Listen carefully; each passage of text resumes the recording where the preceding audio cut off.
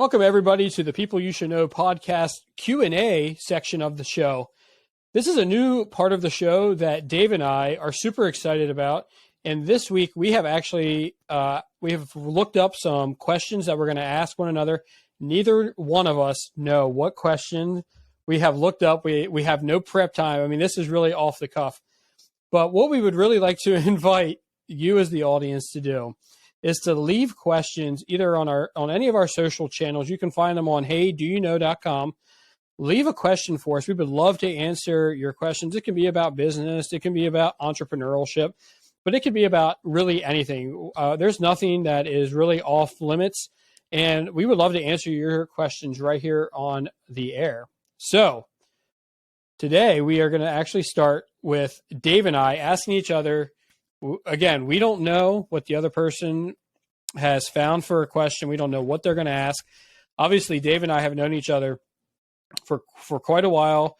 We know a lot about each other, but we have no idea. And so this is a little bit scary, but also the intrigue, and it's intriguing and it's fun. So I normally put Dave on the spot.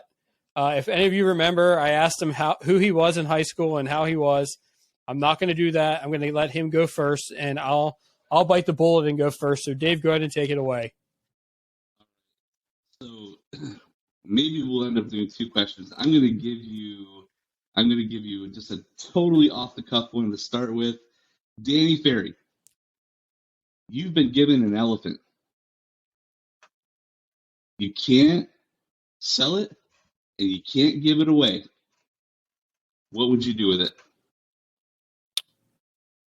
I can't sell it and I can't give it away. Nope.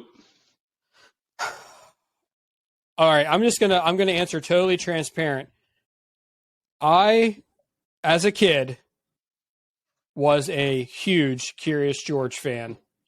Okay, I remember watching just reruns and reruns of Curious George.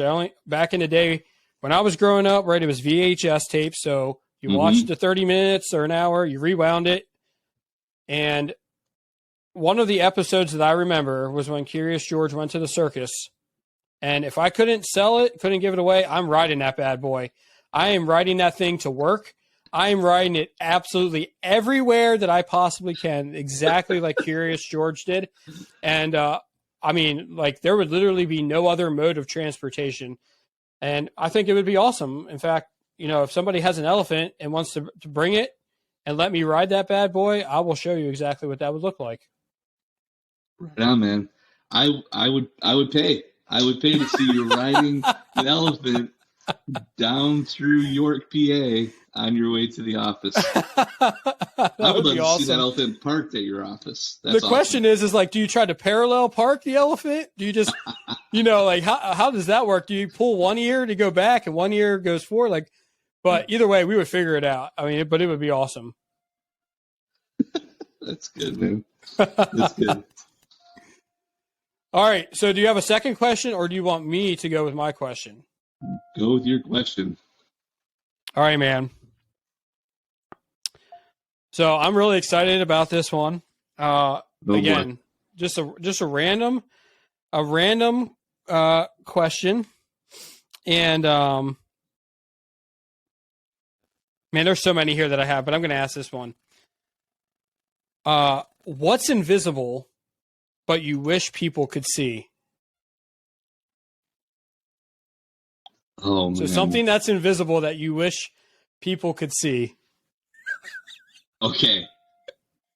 Is it weird that I've actually thought about this before? Oh, that's so weird, man. I've never thought about it. And I was like, oh, this is going to probably be so difficult for him. I think it would be absolutely hilarious if passing gas was visible. That's the first thing I thought of too. Can you imagine all these people like trying to, just like kind of like sneak one out, and they're unable, right? Because it just comes out like, I just picture coming out like a particular color.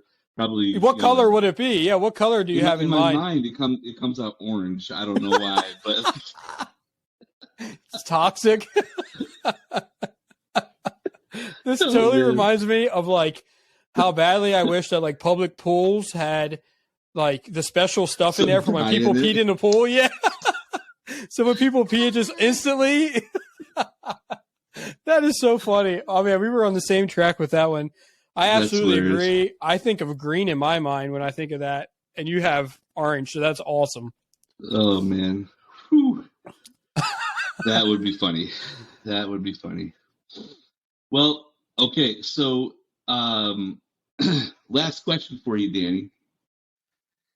If you could have a song play every time you entered a room, anywhere you go, your entrance immediately plays a song, what would that song be for you? Oh, man.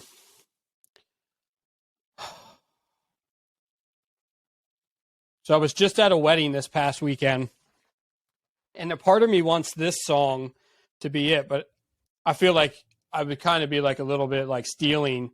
Like, how can you claim a song that you just kind of like you've heard it before, but you really didn't know like who sang it or anything like that. So yeah. But I thought the song, I thought to myself, man, that's a good jam. Like I really enjoyed that. One of the groomsmen from the wedding started like rapping it. Like, you know, we got to the late part of the wedding when the wine started to disappear, and yeah. But I'm not going to do that. But I will say what it is. But oh man, I have to say the song that I would like to come on when I walk into the room is like from like Power Man 5000 or something like that. It's the song they play when college football teams score touchdowns, and it's like real techno-ish, and then all the crowds are like, whoa, and they go like that. That's exactly what I want. Like when I first enter into a room, just like this, like, I don't know if you ever remember watching like How I Met Your Mother, the episode where Barney Stinson talks about how your mix CD should not go up, should never, like, it should just continually go up forever. Yeah. Yeah. That's exactly how I feel like it should be when I walk in a room. Like, it's going up and it's never stopping.